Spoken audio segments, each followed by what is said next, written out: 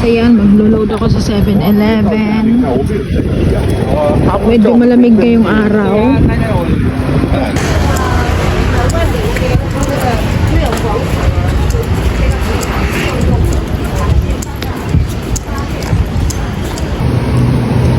Dito na tayo sa 7-Eleven, maglo-load.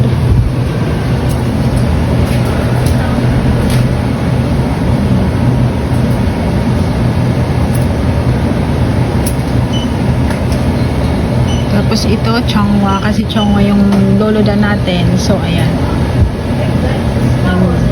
Ito.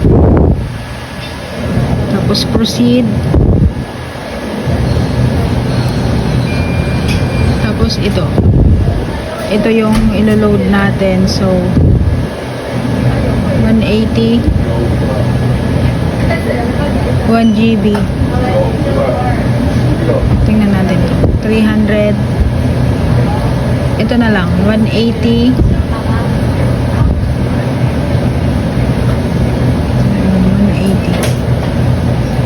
Tapos yun, ganyan lang mag-load sa 7-Eleven. Tapos kukunin na natin yung resibo, babayaran natin doon, tapos ganyan lang. Diba? Ang bilis. Wait lang, bayaran muna natin. Ayan, babayaran natin.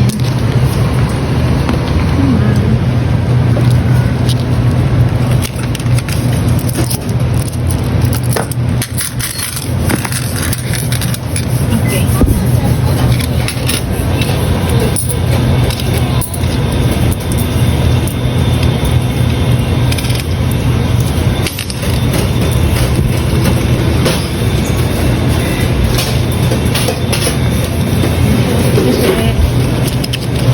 Ayan na, nabayaran na natin. Tapos ayan na yung load. Ayan.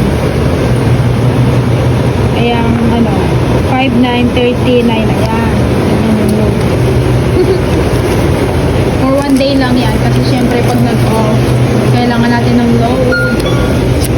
And may machine din dito. Minsan dito ako nag-withdraw sa aking GCash.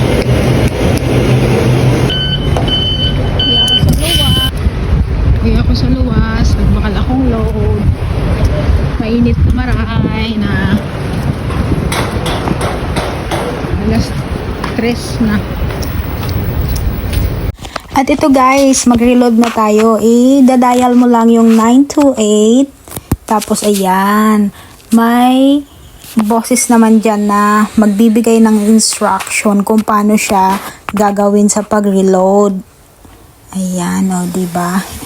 And yeah, sa reload pala, i-dial mo lang yung 2. Tapos ang 1 is, ano yun, kapag maglo-load ka pa lang. And ayan, ilalagay mo yung code na binigay ng 7-Eleven. Nandun yun sa baba ng resibo. Ayan, kailangan mailagay mo na siya. Tapos, ayan, ilalagay mo yung number sign after mong mag-reload. O, diba? Tapos, aantayin mo lang siya na mag-detect sa'yo yung code. I mean, yung confirmation na nakapag-load ka na nakapag-reload ka na. And, ayan, dial 1 to continue. Ayan na, may nag-text na. Ibig sabihin yan, pumasok na yung load natin for 1 day internet. Ayan lang, ganyan lang kabilis mag-load sa 7-Eleven. Oh, diba? And syempre, bago mo yan ipipress ng kung ano-ano dyan is antayin mo muna kung anong sinasabi sa voice. Kasi sasabihin niya na okay na yung load mo. At ayan na, i-press mo yung number sign para mag-back. And ayan, tinignan natin kung pumasok na talaga yung ating load. In-off ko muna yung wifi and binuksan ko yung cellular data ko. Tapos ayan naman, okay naman na siya. So ayan, in-off ko na ulit. And ganyan lang. Bye-bye. Thank you.